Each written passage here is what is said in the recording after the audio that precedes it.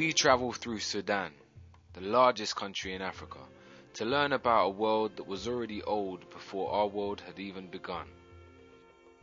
The lands to the south of Egypt, generally called Nubia, had 5 important golden ages.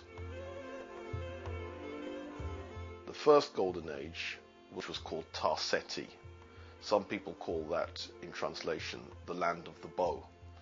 This civilization was older than First Dynasty Egypt by about 200 years. They also domesticated animals here first and before Egypt, so pastoralism was very important. Depending on how far back, if you say 9,000 years ago, then you can say yes. Sudan was often ahead of Egypt in terms of developing technology because it had perhaps a smaller population.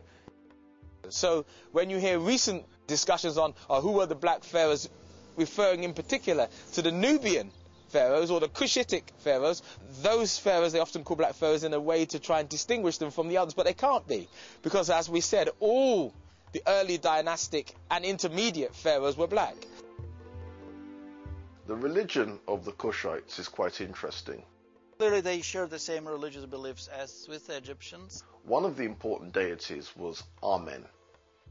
They all worshipped god Amun, who was the same god as in Egypt, the state god of the pharaohs, whose main temple was in fact in Napata. With some additions, so to speak, some local gods were worshipped, like god Apedemak, a lion god. I'm here at Naga, at one of the Kushites' most well-preserved sites here today in Sudan. Temples were really important, both in Kemet and in Kush. When you begin to look at the development of temples, the temples that we find in Nubia, the temples that we find in Egypt, the temples were universities.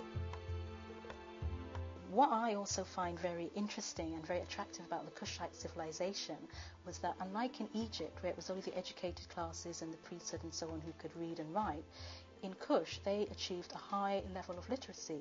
That meant that humble people could actually read and write and were encouraged to do so. And the fact that the temples not only acted as places of worship but places of learning also.